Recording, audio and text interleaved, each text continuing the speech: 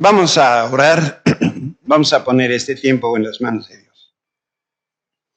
Señor, te alabamos, te bendecimos, te damos gracias por la oportunidad que tú nos das, Señor, de poder estar reunidos con el único propósito esta mañana de recordar el milagro de milagros, poder exaltarte, Señor, por la resurrección de Jesucristo.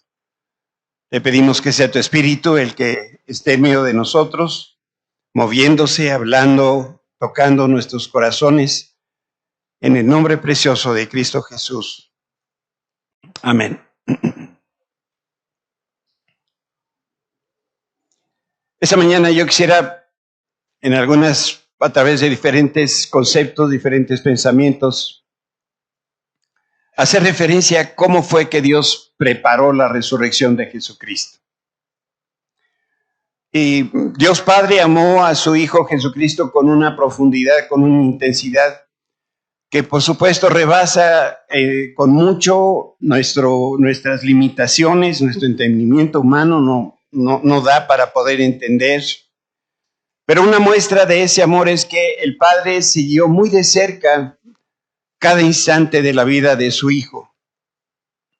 Y su interés por Jesús fue todavía más intenso durante las últimas horas, cuando el Señor estuvo aquí en la tierra ministrando. Y después que Jesucristo entregó su espíritu, Dios tenía ya todo preparado. El escenario estaba puesto, el Padre con todo orden sabía qué seguía a continuación, porque había preparado las cosas Dios de tal manera que pudiera recibir el cuerpo de su Hijo y sepultarlo con toda dignidad. Y en 3 días, como sabemos, el Señor mismo lo levantaría de entre los muertos. Por eso hoy te quiero compartir algunos pensamientos que ponen en evidencia cómo Dios Padre preparó la resurrección de Jesús. Y como todas las cosas que Él hace, fue perfecto, en el tiempo perfecto, con un cuidado, con un esmero, con una intención de que las cosas sucedieran justo como sucedieron. Y en primer lugar, conocemos que Dios preparó la resurrección de Jesús porque Dios levantó un seguidor secreto del Señor para realizar una misión muy especial. Y era esencial la persona que fuera a hacer lo siguiente. No sé si ustedes saben, pero los 4 evangelios no necesariamente narran todas las cosas. Pero en este caso, los 4 evangelios hablan de José de Arimatea. Y vamos a leer lo que dice el evangelio de Marcos. Todo eso sucedió el viernes, el día de preparación, anterior al día de descanso, al acercarse la noche. José de Arimatea se arriesgó y fue a ver a Pilato y pidió el cuerpo de Jesús. Otra de las versiones de la Biblia dice, vino y entró osadamente a Pilato, y José era miembro honorable del Concilio Supremo y esperaba la venida del reino de Dios. Ese Concilio Supremo refiere al Sanedrín o el concilio de los líderes judíos. Este hombre de Arimatea, José de Arimatea, pertenecía a este concilio. Para darnos una idea en la geografía, lo que está ahí marcado en azul, en su mapa que dice arriba Galilea, abajo está donde nació José, esa es la ciudad de Arimatea. Y podemos ver en el mapa chiquito que está a su derecha, la proporción que ocupa la zona donde se dio a cabo el nacimiento de José de Arimatea. Y es importante porque Arimatea significa ciudad de los judíos. Y ahí nació José, la persona que sepultó al Señor Jesús. Y es probable que Arimatea se le conoce con otros nombres, Ramataim o Ramá. Y están en la zona de Efraín, esa zona que ven ustedes en el mapa pequeño. Y ahí también se cree que nació Samuel el profeta. La Escritura nos muestra que la intervención de José de Arimatea ocurrió cerca de las 6 de la tarde. A la hora que se oscurecía para los judíos, ahí era donde empezaba el nuevo día. Y a esa hora iniciaba el Sabbat, el día de descanso judío.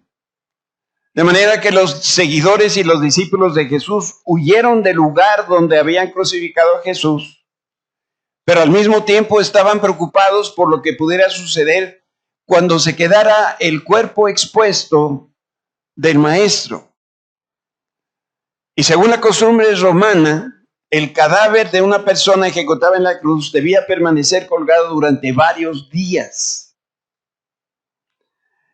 Esta medida tan cruel al mismo tiempo enviaba un mensaje muy claro de parte del Imperio de Roma. Y el mensaje era: cualquier persona que desobedezca la ley y se levante en contra del Imperio de Roma va a quedar como ese hombre crucificado. Por un lado estaba esto en la mentalidad del imperio, pero si nadie reclamaba el cuerpo, las autoridades civiles arrojaban el cuerpo al basurero municipal y servía de forma intencional como alimento para los perros y para los gusanos. Si han leído la Escritura cuando dice que ahí fue como dice, de los huesos, el lloro y el crujir de dientes. Eran los perros que estaban comiendo probablemente un cadáver. Y bueno, tenemos que preguntarnos nosotros, ¿quién reclamaría el cadáver de un judío crucificado? ¿Quién desearía identificarse con un hombre que había sido repudiado por la sociedad y por el Imperio de Roma? Y yo solamente puedo pensar en dos grupos de personas. Uno, la familia de Jesús. Muy concretamente sus padres y sus hermanos. Sabemos que Jesús tenía hermanos y eso lo leemos en el Evangelio de Marcos, en el Evangelio de Lucas. No sabemos nada de José, cuándo habrá muerto. Sí sabemos que María siguió a Jesús.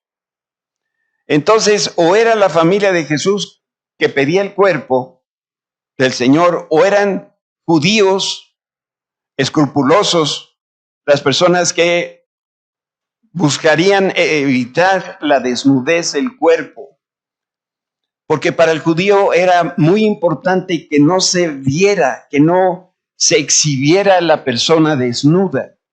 Si también han leído el Antiguo Testamento, una frase que se repite es: y la persona vio la desnudez, por ejemplo, de su padre, o la desnudez de su esposa. La autoridad civil, por lo general, accedía a entregar los cuerpos crucificados la víspera del Sabbat. Y Roma medio respetaba las costumbres del pueblo de Israel. Roma tuvo una actitud distinta para con otros países conquistados. Para Roma, mientras el pueblo de Israel no diera mucha lata, los dejaba hacer más o menos lo que ellos querían. De manera que las costumbres judías eran, de alguna forma, entre comillas, respetadas. Y sabían que el día de descanso no podía quedar expuesto un judío en la cruz. Y entonces muchos judíos presenciaron se enteraron de la muerte de Cristo, pero ninguno se atrevería a reclamar al cuerpo a la autoridad romana.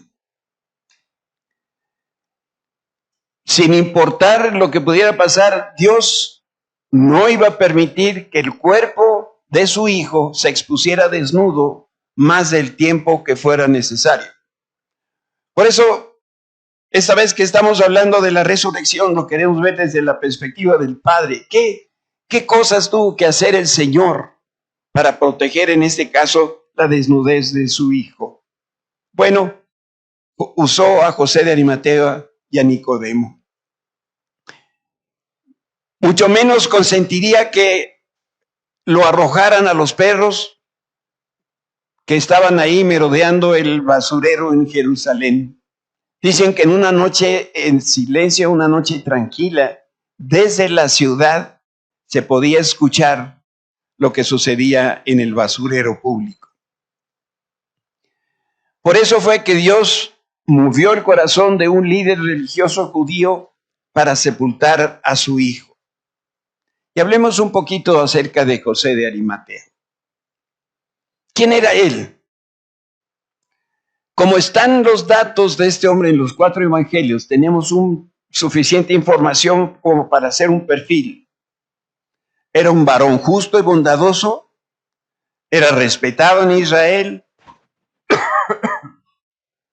tenía riqueza y una posición importante en el Sanedrín. Otra manera de llamarle el Sanedrín era la corte religiosa o el concilio supremo de los israelitas. Cualquiera que pertenecía a ese grupo, hagan de cuenta que era parte del gabinete presidencial. Israel, como dije, era un pueblo sojuzgado por Roma. Pero Roma los dejaba que se guiaran por sus propias leyes judías. Y dentro del gabinete estaba José de Arimatea. Y es probable que José, dicen algunos de los escritores y comentaristas de la Biblia, no vivía en Jerusalén. Sin embargo, pasaba mucho tiempo en la ciudad y en esos días Jerusalén significaba que era el centro político, económico y religioso de la nación hebrea. José de Arimatea creyó que Jesucristo era el Mesías, el Hijo de Dios, y también estaba esperando que Jesús estableciera su reino aquí en la tierra. Esta era la fe de este hombre. Podemos decir, sin lugar a dudas, que fue un discípulo de Jesús, pero José de Arimatea era un cristiano encubierto. Nadie se enteró de la decisión de seguir a Cristo hasta que fue y pidió el cuerpo. Diríamos en términos actuales, José de Arimatea era de la secreta. Saben, en mis tiempos, cuando un cristiano era de la secreta, era que nadie conocía que era cristiano por el testimonio que daba. Yo era de la secreta, pero ya salí de la secreta. Ahora soy público.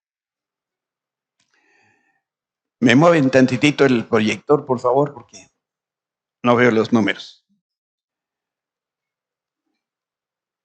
José de Arimatea guardaba la ley de Moisés, creía que Cristo era el Mesías, pero no compartía su fe con otras personas, con otros cristianos, y tampoco se identificaba en público con la iglesia cristiana. Y es curioso, porque ¿quién le iba a hacer el feo a alguien del gabinete? Sin embargo, no sabemos, la Biblia no nos dice por qué José no era público en su fe. Y por eso, antes de criticar a José de Arimatea, tenemos que recordar que en esos días el gobierno de Roma y el pueblo de Israel perseguía a los cristianos. Muy probablemente lo que le temía a José de Arimatea de salir público en su fe era que lo mataran. Y si se identificaba con Jesucristo, podía esperar perder su empleo, su negocio, perder la vida y también la vida de su familia. Y déjame decirte algo que a lo mejor te suena o no, pero tú y yo tenemos que decidir, primeramente, creer en Cristo. Pero hay un momento que eso puede significar el éxito o el fracaso de nuestra vida. Y ese es el momento que realmente cuenta para confesar nuestra fe en Jesucristo. A mí me tocó trabajar en una empresa durante 5 años o algo así, en donde ya no me acuerdo qué día de la semana, teníamos una junta con el grupo directivo de la empresa, donde antes de empezar la reunión, porque era una reunión comida, se servían sus buenos tragotes. Y entonces venían conmigo cada semana, son 52 al año, por 5 años que estuve ahí, 250 veces que me tocó decir, gracias, no tomo, yo soy cristiano.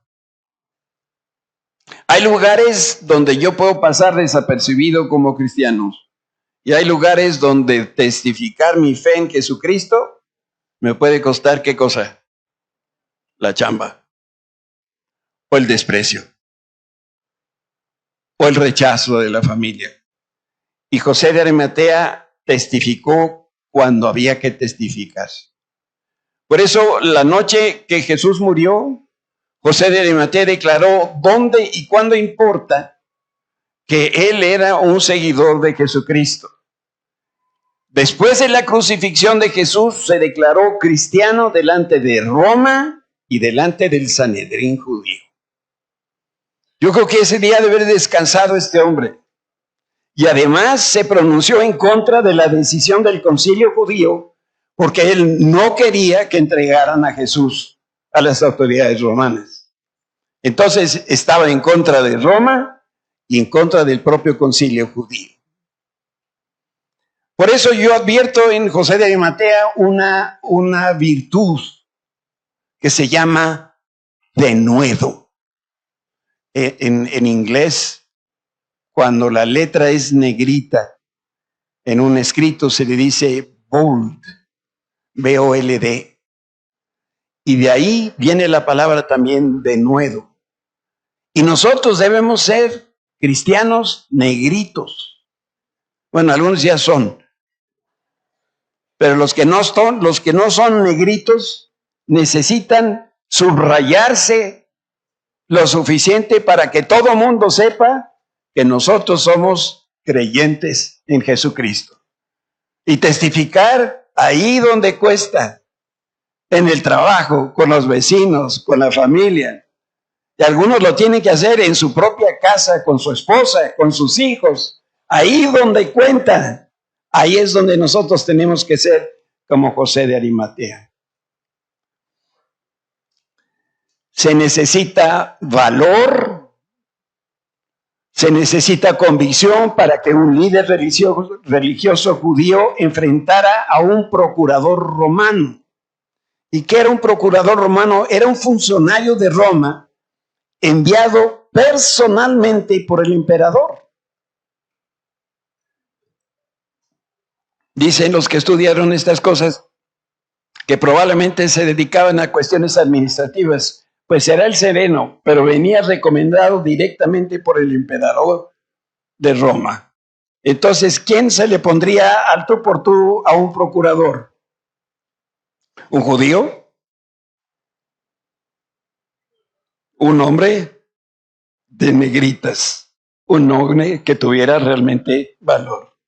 Por su parte, Pilato era un cobarde y al mismo tiempo él era un hombre cruel, injusto, y él fue quien permitió que crucificaran a Jesús, consciente de que él era inocente, y Pilato no tenía convicciones, él solamente era un político que se acomodaba a lo que le convenía. Y en esa ocasión el pueblo pedía que crucificaran a Jesús, se los entregó. Yo tengo la impresión de que José de Arimatea no sabía cómo Pilato iba a responder a su petición. Sin embargo, leímos en la Escritura cómo este hombre llegó y demandó, exigió el cuerpo de Cristo con firmeza, con aplomo, y mientras esto sucedía, ¿dónde estaban los discípulos?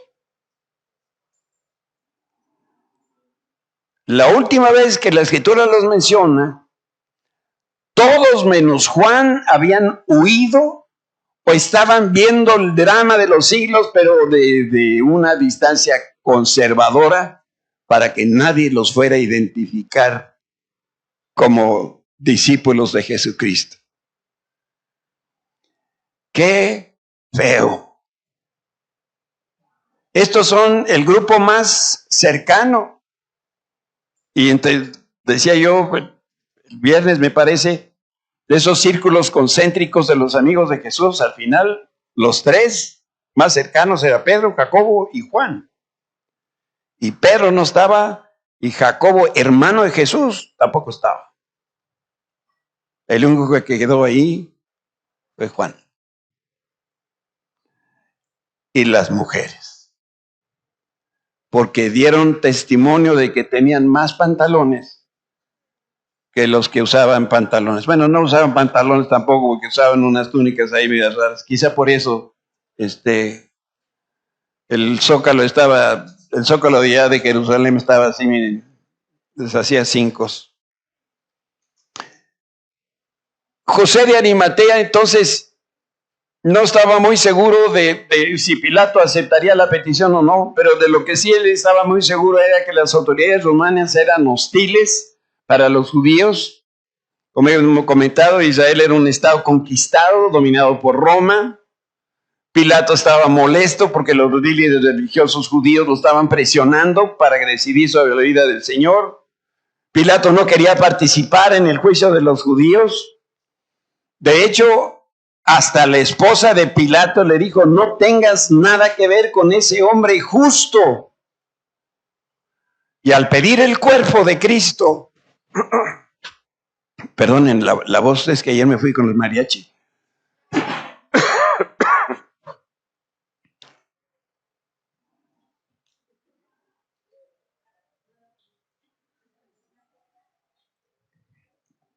Una disculpa.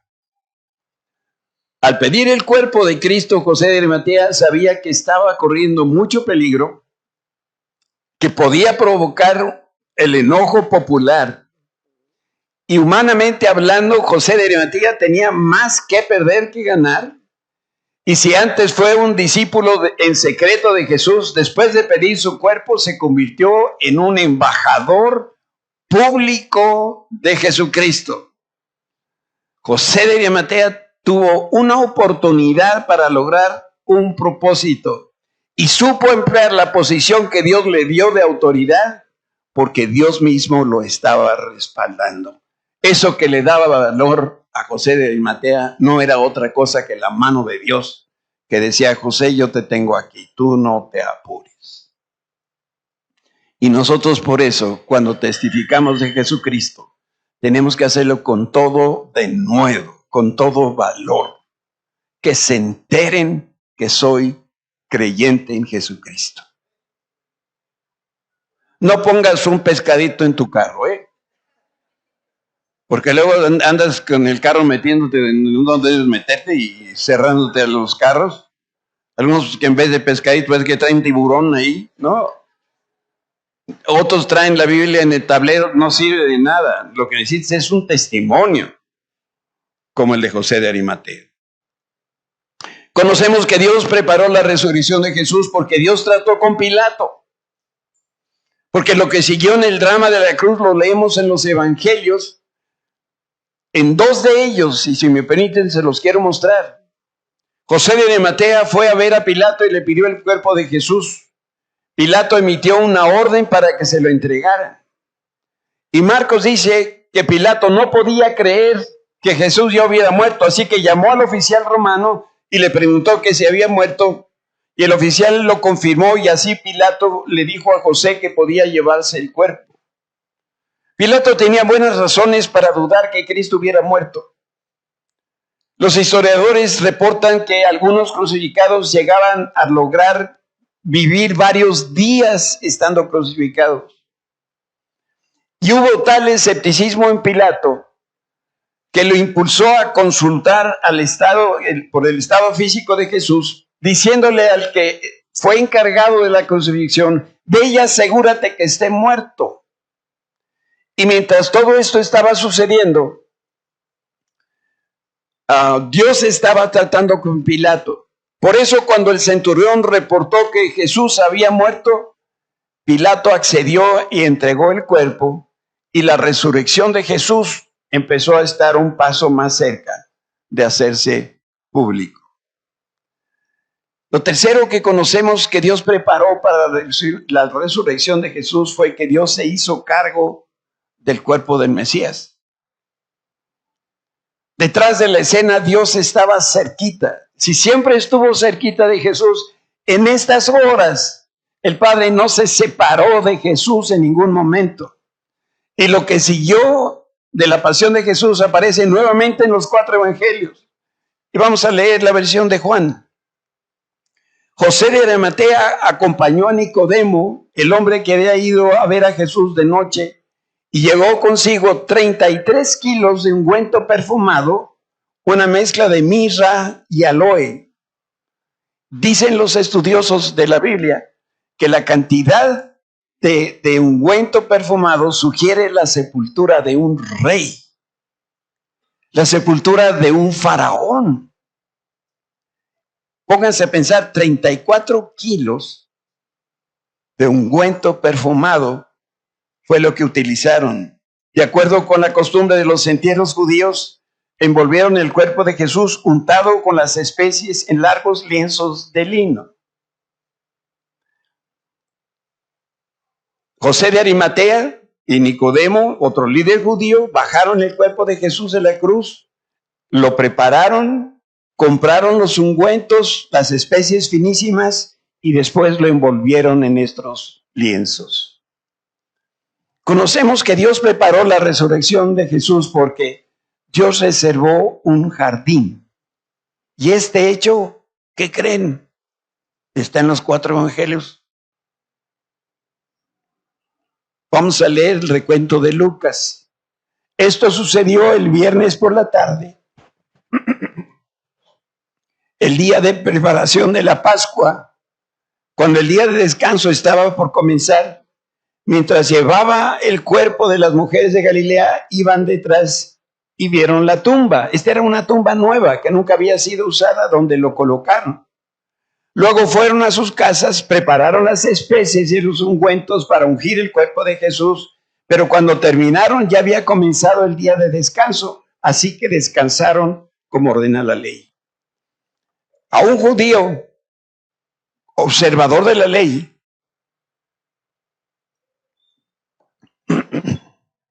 si le pusiéramos reloj, el día de descanso empezaba a las 6 de la tarde. Déjenme dramatizar aquí, sí, para hacer el punto. Y yo voy de aquí a casa de Arturo, que él está en el reclusorio, lo dejan salir los domingos. Entonces, salgo a las 5:30 y voy a Gallo Gallina, 5:40, 5:50, a las 6 de la tarde, antes de que le dé las 6 de la tarde, tengo que regresar a mi casa porque viene el día de descanso. Ya no llegué a su casa. La gente tenía que estimar el tiempo que le iba a tomar para hacer lo que tenía que hacer, de manera que a las 6 de la tarde, cuando se ocultaba el sol, ya estaban ellos en su casa. José de Arimatea era un hombre adinerado, compró un sepulcro, una cueva labrada en un monte, y el sepulcro que usó el Mesías era nuevo, era un lugar muy especial, y este hecho Dios lo anticipó más o menos unos 700 años antes de que ocurriera. Y esto es lo que dice el profeta Isaías. Hablando de Jesús, dice, él no había hecho nada malo y jamás había engañado a nadie, pero fue enterrado como un criminal, fue puesto en la tumba de un hombre rico. Por eso Jesús decía, yo he venido a cumplir la voluntad del Padre. Ninguna de las profecías dichas o anticipadas de Jesús se dejó sin cumplir. Y cada uno de nosotros, yo sé, responde de manera diferente a la muerte de una persona. Para mí, el dolor de la separación es el dolor más extremo que puede haber. Si ustedes necesitan plañidera o plañidero, ¿saben qué es eso?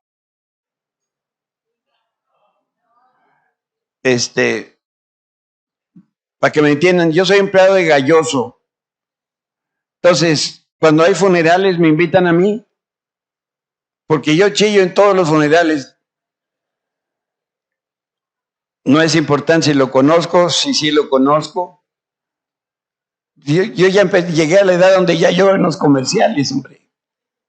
En el de Ariel, como me da tristeza.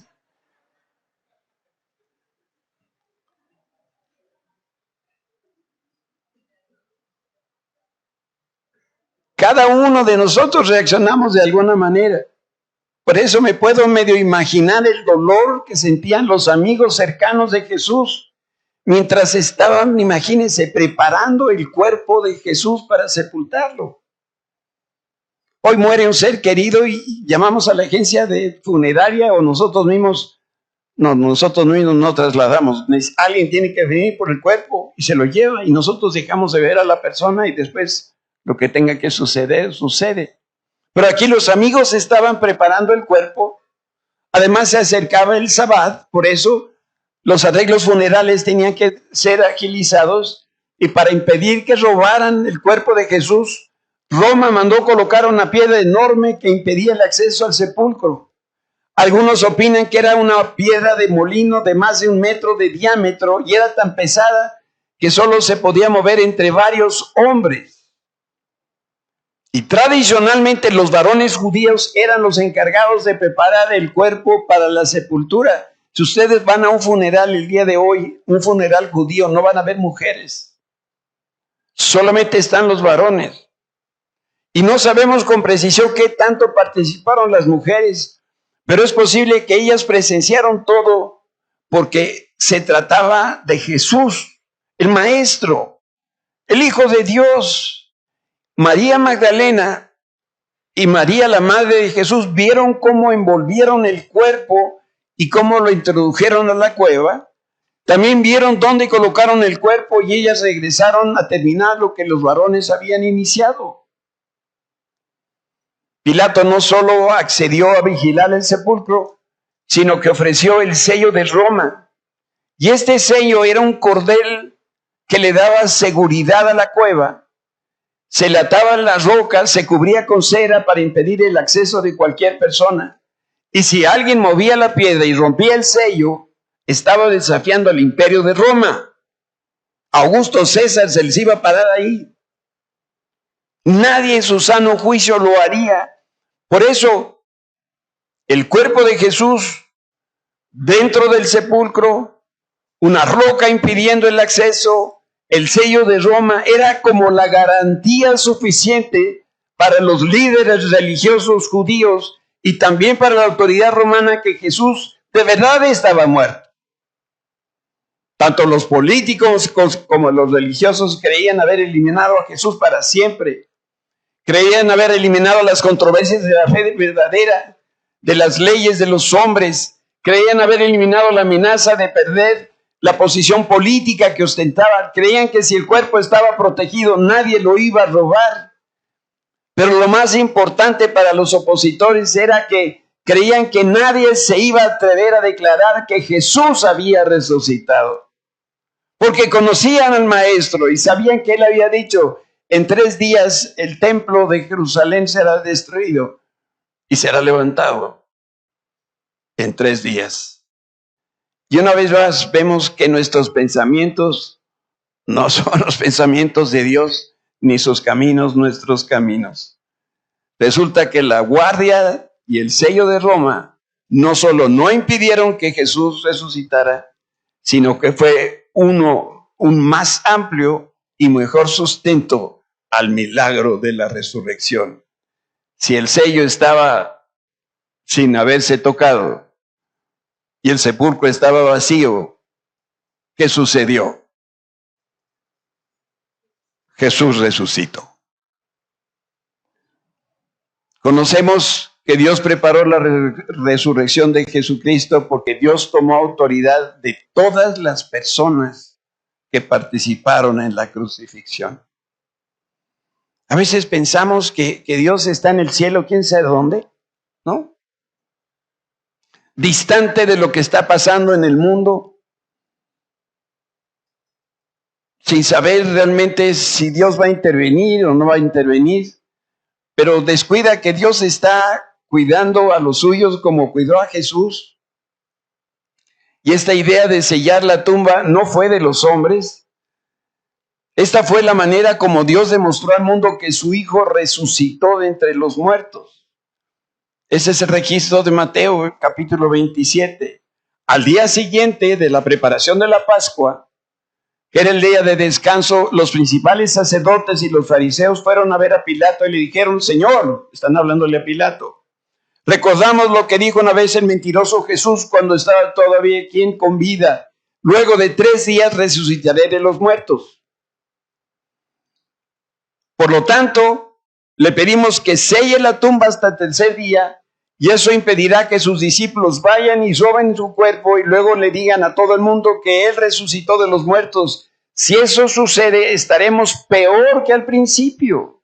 Y Pilato respondió: tomen guardias y aseguren la tumba lo mejor que puedan. Y entonces ellos sellaron la tumba y pusieron guardias para que la protegieran. Los líderes religiosos judíos, de no creerse, volvieron a atacar a Jesús sabiendo que estaba sepultado. Y esto ocurrió el día dedicado al Señor, el día de descanso. Estos religiosos eran eso, solamente religiosos. Actuaban como lo que Jesús los describe, eran hipócritas. Eso que decían no era lo que ellos hacían. Y las palabras de los líderes judíos los delataban. Daba la impresión de que estaban tramando hacer algo malévolo con el cuerpo de Jesús. Y lo que resulta contradictorio es que Pilato y los líderes religiosos judíos continuaban colaborando con Dios para revelar y patentizar la verdad de la resurrección de Jesús. Y la sexta cosa por la cual nosotros conocemos que Dios preparó la resurrección de Jesús fue porque Dios pensó en ti y en mí. Si hay algún tema difícil, al menos para mí, les decía yo el viernes, es hablar de la pasión, de la muerte y de la resurrección de Jesucristo. Mi mente no da para poder medianamente entender qué sucedió. Dice el Evangelio de Juan: Pedro y el otro discípulo, que es Juan el que escribe, se dirigieron a la tumba. Los dos iban corriendo, pero el otro discípulo corrió más aprisa que Pedro y llegó primero a la tumba. Y a pesar de que los discípulos abandonaron a Jesús, Él nunca los abandonó. Y nosotros tenemos esa misma promesa: Dios jamás nos va a dejar. Muy temprano por la mañana, María Magdalena se dirigió al sepulcro de Jesús. Con excepción de Juan, ella fue la mujer más fiel que todos sus discípulos. La Escritura resalta la virtud de María Magdalena, a pesar de que esta fue la mujer que fue liberada de 7 demonios. Eso no quiere decir que haya sido una mala mujer. De ninguna manera. ¿Dónde creen ustedes que hay más espíritus y demonios? ¿En los cristianos o en los no cristianos? ¿En los cuales? En los cristianos. ¿Satanás qué interés tienen los no cristianos? ¿Están muertos? No, donde causa daño es en los cristianos. Y seguramente esta mujer, como la vemos actuar, era una mujer de Dios que también fue atacada severamente por Satanás. Y María Magdalena amaba tanto a Jesús que no se podía separar de él. Estuvo ahí en esos momentos donde Jesús agonizaba, y el día de descanso muy temprano se dispuso ella a ungir el cuerpo de su Señor. Pero al llegar al sepulcro lo encontró vacío. Se sintió muy contrariada por lo que encontró, y de inmediato María avisó a Pedro y a Juan y a los demás líderes cristianos, y al escuchar la noticia corrieron hasta el sepulcro y entraron, y Juan llegó primero. Es lindísimo leer a Juan escribir esto, porque él siempre se oculta. Él no dice "y yo Juan", sino dice "el que llegó primero", y no se refería a Pedro. Pedro ya estaba más betabel para entonces, pero el primero que llegó fue Juan. Y lo que más sorprendió a Juan no fue lo que no vio, sino lo que vio. Y lo que vio fue ropa mortuaria que no estaba tirada de una manera desordenada en el suelo. La Escritura en la lengua original describe como tiras de lino en forma de capullo, pero era un capullo que estaba vacío, lo cual significa que el cuerpo de Jesús literal y físicamente traspasó las vendas de lino. Y lo que no vio Juan fue lo que le llamó la atención. Por eso cuando Juan llegó a la tumba vacía, miró el interior del sepulcro con todo detenimiento, comprendió lo que estaba viendo y se retiró del lugar. Jesús no estaba ahí. Si Jesús hubiera estado ahí, se hubiera quedado. No había razón para que él se quedara. Juan era el discípulo que Jesús más amó. Y este hombre se caracterizó por su discernimiento espiritual, por esa sensibilidad de las cosas espirituales. Y por su lado, Pedro, que también estuvo en la misma escena, vio el mismo interior, se admiró de lo que vio, pero no comprendió la magnitud de los hechos.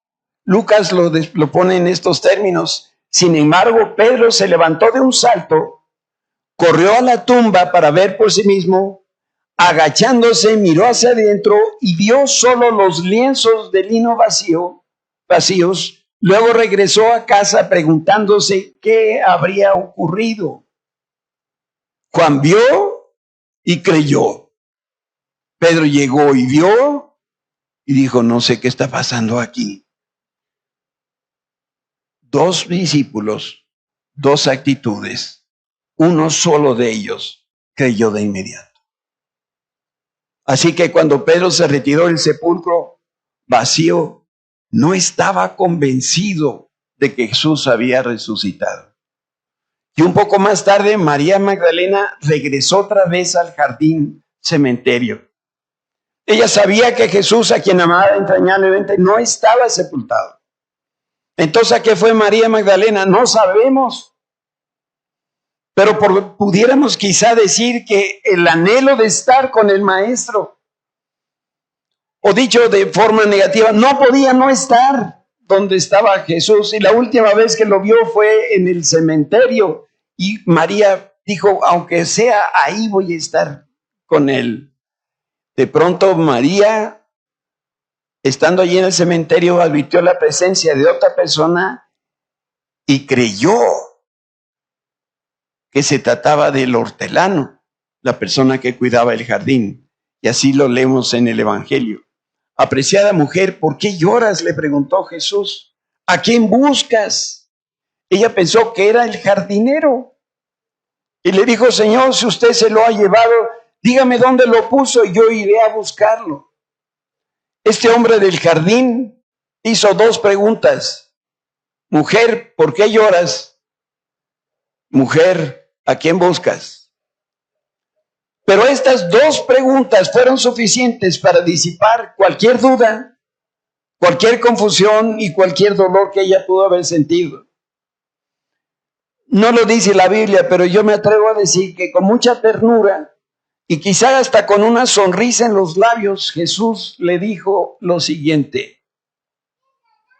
María,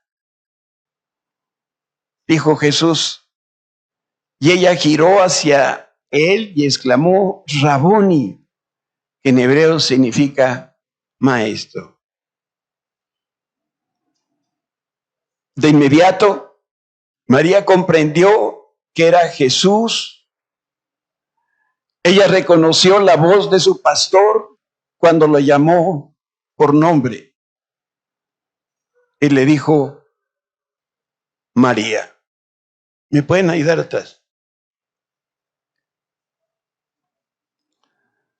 Quiero abrirte mi corazón.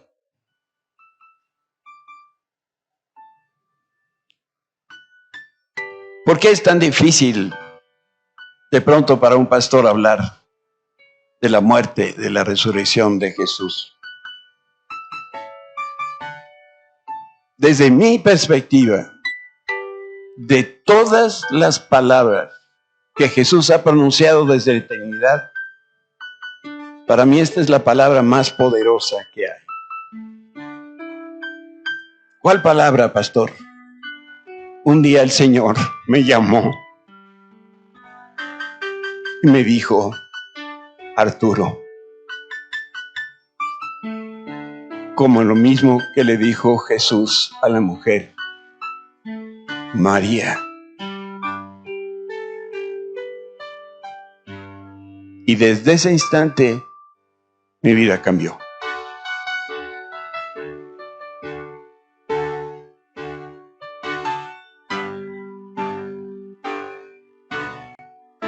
Hay dos tipos de personas en el mundo. Aquellas que ya escucharon a Jesús resucitado hablarles y decirles por su nombre, y las personas que no han escuchado la voz, porque Dios sigue llamándonos a cada uno por nombre.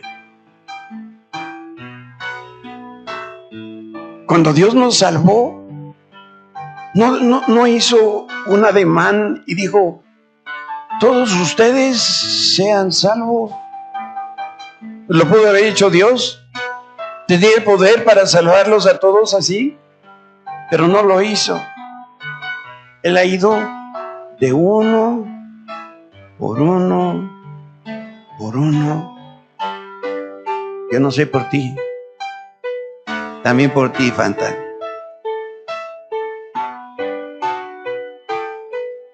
Hoy nosotros podemos abrazar con todas nuestras fuerzas a Jesús resucitado. ¿Para qué? Para nunca más soltarlo. Por eso no hay mejor noticia hoy ni nunca que las palabras que dijo Job hace muchos años, porque Job se cree que es el libro más viejo de la Biblia. Pero en cuanto a mí, dijo Job, yo sé que mi Redentor vive y un día por fin estaré sobre la tierra. Y después de mi cuerpo haya sido descompuesto, todavía en mi cuerpo veré a Dios. Yo mismo lo veré, así es, lo veré con mis propios ojos. Este pensamiento, decía este hombre, me llena de asombro.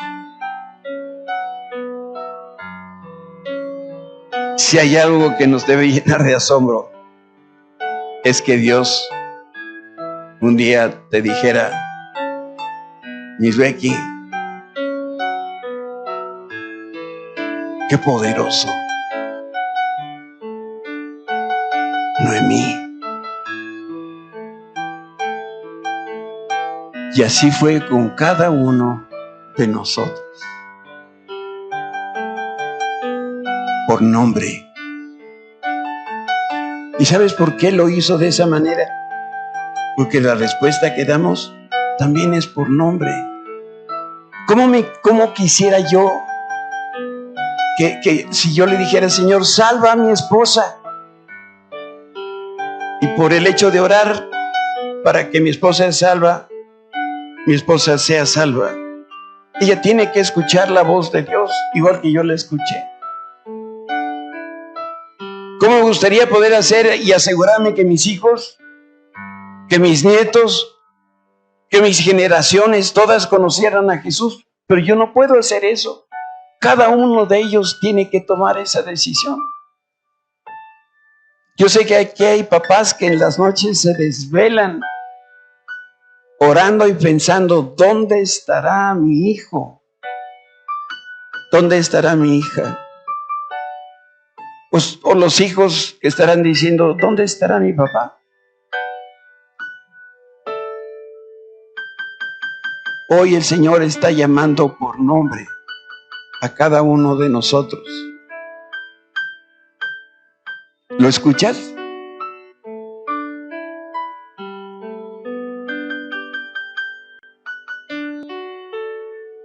Porque de tal manera amó Dios al mundo, que ha dado a su Hijo unigénito, para que todo aquel que en Él cree no se pierda, sino tenga vida eterna. ¿Te quieres poner de pie y oramos juntos?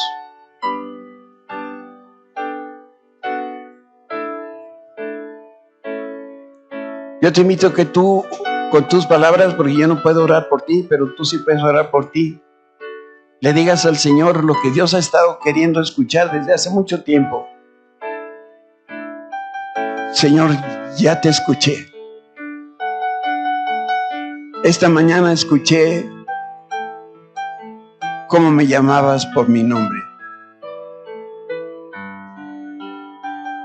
El viernes hablamos del libro de la vida, cómo nuestro nombre queda inscrito. Pues queda inscrito en el momento que nosotros escuchamos el nombre de cada uno de nosotros. Padre, gracias te damos esta mañana por la bendición enorme de conocerte. Gracias porque tú eres las primicias de la resurrección, dice tu palabra a los Corintios. Porque tú vas siempre como el buen pastor delante de nosotros. Y porque un día tú moriste, nosotros también vamos a morir. Pero como también un día resucitaste como hoy, nosotros también un día vamos a resucitar. Y cuando resucitemos vamos a tener un cuerpo como el que ahora tú tienes, Señor, un cuerpo glorificado, con el cual viviremos para toda la eternidad. Señor, nuestra fe está cimentada en la resurrección de Jesús. Decía Pablo, si no está tu fe cimentada en la resurrección de Cristo, vana es tu vida. No valemos nada sin el poder de la resurrección operando en nosotros. Seríamos los más dignos de conmiseración. Pero este día, Señor, levanto mi mano para que tú me veas. Levanta la tuya para que Dios te vea. Y dile, Señor, oí tu voz. Aquí estoy. Te recibo como mi Señor y mi Salvador. Gracias por la muerte en la cruz. Gracias por esas horas de abandono del Padre. Gracias por la humillación de ser sepultado en un lugar.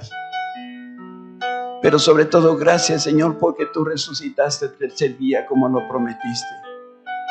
Y ahora yo tengo la misma certeza de que al morir, al pasar de esta tierra, yo tendré la misma experiencia que tú tuviste.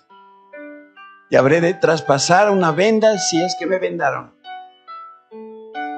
Traspasaré un féretro si es que me enterraron. O si estuviera vivo, tú me llevarás a tu presencia para estar contigo para toda la eternidad. Bendito sea tu nombre, Señor. Amén y amén. Amén. Dale.